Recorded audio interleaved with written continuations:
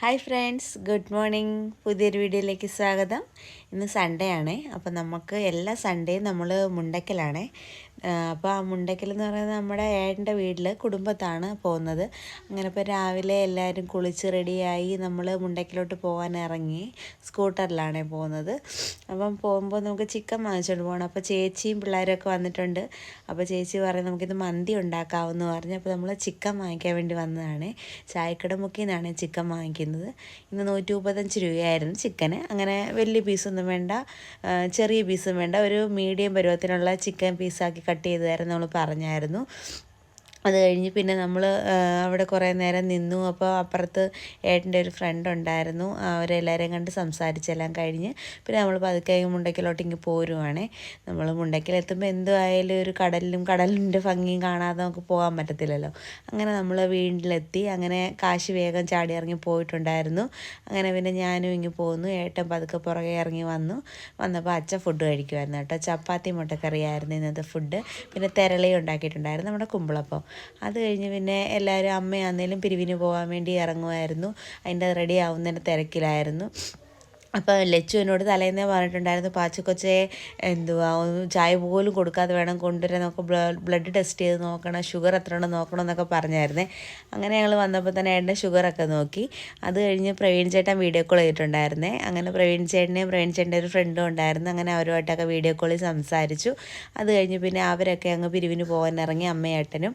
അത് കഴിഞ്ഞ് ചേച്ചി ഇവിടെ മന്തി ഉണ്ടാക്കാനുള്ള പരിപാടിയിലാണ് കേട്ടോ. ആദ്യമേ അരി അങ്ങ് നമുക്ക് വേവിച്ചെടുക്കാം, എന്നിട്ട് കുക്കറിൽ ചിക്കൻ റെഡിയാക്കിയിട്ട് അതിൻ്റെ മണ്ടയിൽ ചോറിട്ടുണ്ടാക്കുക എന്നൊക്കെയുള്ള പ്ലാനിങ്ങിലാണ് കേട്ടോ. അങ്ങനെ അതിനകത്തിലുള്ള മസാലയൊക്കെ ഇട്ടു. അന്നേരമാണ് പൊടിവാവ തന്നെത്താനെ ഒന്ന് മേക്കപ്പ് ചെയ്യാൻ പോയത്. ഐലൈനർ എടുത്ത് വെച്ച് മുഖം മൊത്തവും വരച്ച് അവിടെ കൊണ്ടുവച്ച് ഞാൻ പറഞ്ഞ നല്ല സുന്ദരിയായിട്ടുണ്ടെന്ന് പറഞ്ഞു. അങ്ങനെ അപ്പാപ്പനെ കാണിക്കാനായിട്ട് പോയി നിൽക്കുവാണ്. അത് കേട്ടുകൊണ്ട് ഉടനെ ലച്ചു വെളിയിൽ നിന്ന് ഓടി വന്ന്, ലച്ചുവിൻ്റെ ഐലൈനറല്ലേ എടുത്ത് പൊട്ടിച്ചോ എത്രയും കളഞ്ഞു എന്നറിയാൻ വേണ്ടി അവൾ ഓടി വന്ന് അവൾ രണ്ട് ഇതൊക്കെ പറഞ്ഞിട്ട് അങ്ങ് പോയി. പിന്നെ പൊടിവാവ കരച്ചിലായിരുന്നു, തുടയ്ക്കാൻ നോക്കിയിട്ട് സമ്മതിക്കുന്നില്ലായിരുന്നു. വാട്ടർ പ്രൂഫായിരുന്നേ. അങ്ങനെ പിന്നെ കരഞ്ഞതിന് പേര് ചേച്ചി ഒരു ഐസ്ക്രീമൊക്കെ എടുത്തു കൊടുത്തു. ഐസ്ക്രീമൊക്കെ ഇരുന്ന് കഴിച്ചു. ആർക്കും തരാതെ കഴിച്ചിട്ടുണ്ടായിരുന്നേ.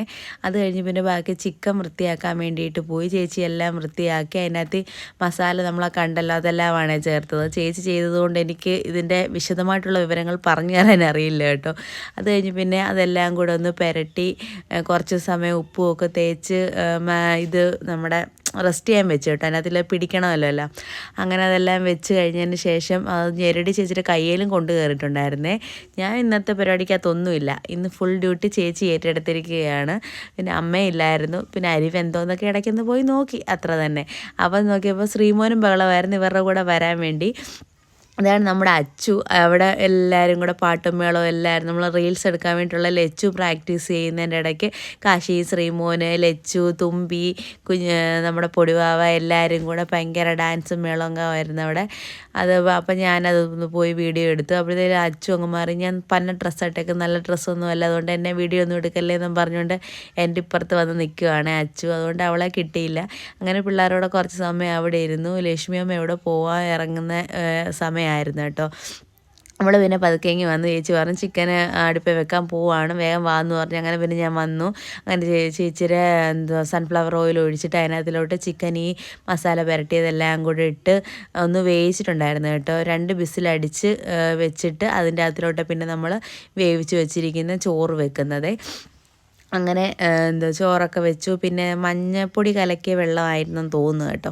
അതിന് പിന്നെ അത് ഡെക്കറേറ്റ് ചെയ്യാൻ വേണ്ടിയിട്ട് ഒരു നാരങ്ങയും മുളകും വെച്ചിട്ടുണ്ട്. ഞാൻ ചെയ്തതല്ലാത്തതുകൊണ്ട് തന്നെ എനിക്ക് എല്ലാ കാര്യങ്ങളും അങ്ങോട്ട് ഓർമ്മ കിട്ടുന്നില്ല കേട്ടോ. ഞാൻ മറന്നു പോകുന്നു.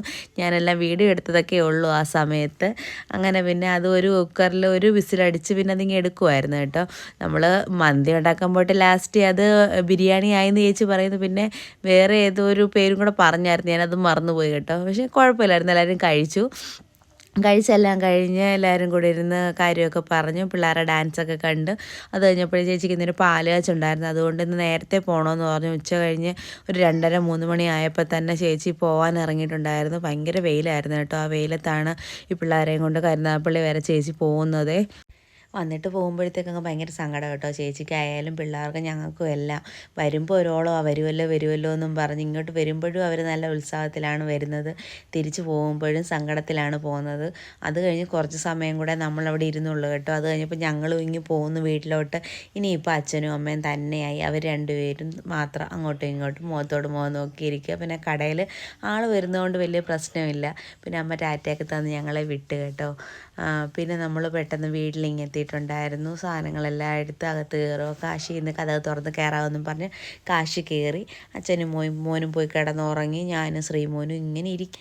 ഇന്നത്തെ ചെറിയ വീഡിയോ ഇത്രയേ ഉള്ളൂ കേട്ടോ. എല്ലാവരും സപ്പോർട്ട് ചെയ്യണേ, ഷെയർ ചെയ്ത് സബ്സ്ക്രൈബ് ചെയ്ത് സഹായിക്കണേ. താങ്ക്